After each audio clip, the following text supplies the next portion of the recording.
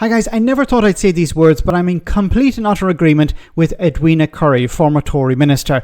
Now, she was on the Times Radio podcast where she was asked about the immigration issue and how Keir Starmer should respond to it. And what she said here is right on the money. Have a listen.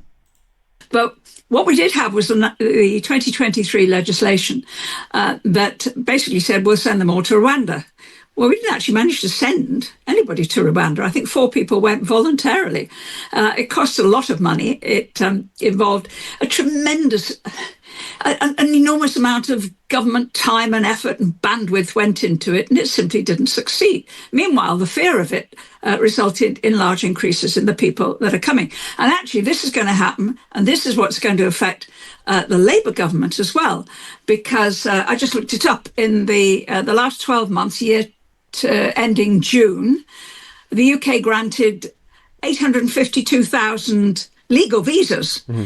And that's for work, for study, for family, and so on.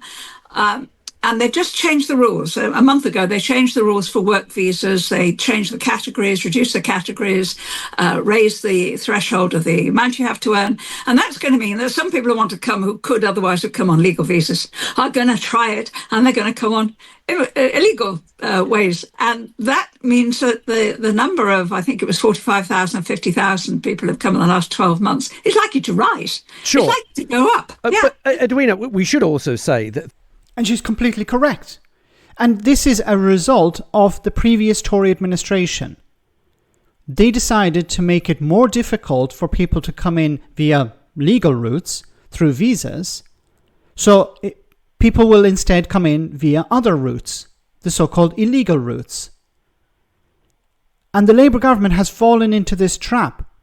They're reducing migration, which is described as beneficial, and they're increasing the small boat crossings by forcing people into these other ways. This is insane. Surely people at the Home Office, people within number 10 understand this. If you make it more difficult for people to come in via legal routes, the normal routes, they're going to find an alternative. Now, the number of people coming in is going to come down. Generally, net migration has declined. But the focus politically is on the small boats. So you're actually going to make the situation worse by reducing migration overall. You're just going to force people into these other ways. And Zoe Gardner has mentioned this before. It's insane. The work visas are down 36%, study visas down 4%, study dependent visas down 81%, family visas down 23%. Asylum claims, though, they're up 14%. And I wondered if I could get your thoughts on this. Ipsos have done some polling, and they have found that 63% of people they asked think that net migration rose in the last 12 months. Only 8% of people think that it fell. The truth is it has fallen. It has fallen by 400,000. This is so frustrating. The reality is that net migration is down, but the public are convinced that it's going up. Now, why does the public think that immigration is rising?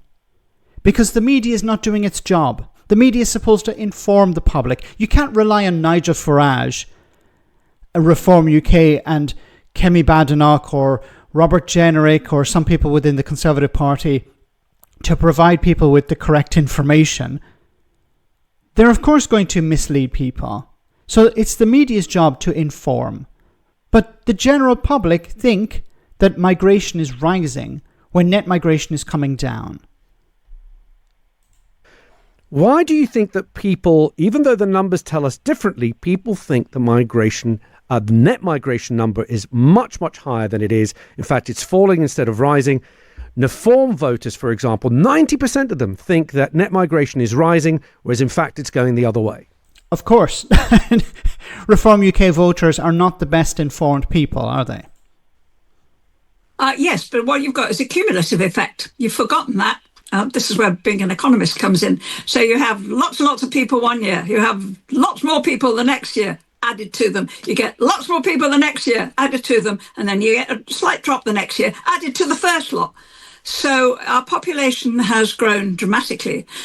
And of course, in many cases, people are identified by what they look like, or how they talk, or which language they speak, and so on. And they tend to congregate in areas where you can get cheap property, or where the Britannia hotels have not got real customers. And that will often tend to be in rather deprived parts of the country, not always. Hertfordshire, Epping Forest and that sort of thing. Those sort of areas are not deprived by any stretch of the imagination. But it's what you see. Mm-hmm. It's what you perceive. And if what you perceive is not to your taste, and you perceive that the government can't, with the best will in the world, do very much about it, then you're going to find somebody who will. Okay. She's completely correct. It's all about perception. It's been laid out here. The perception is that migration is out of control. The perception is that net migration is rising, not declining. The perception is that asylum seekers get everything, when in reality they're not allowed to work. So certain services, certain items, food, things like this, accommodation have to be provided to them. The perception is completely off, completely wrong. And unfortunately, the media is not correcting that perception. They're playing into it because they're allowing people like Nigel Farage, Richard Tice and others an unchallenged platform. So as I said at the beginning, I don't always agree with ex-Tories, people like Edwina Currie, but she's completely correct here. Everything she has said is right. Let me know in the comment section, guys, what you think, and I'll see you in the next video.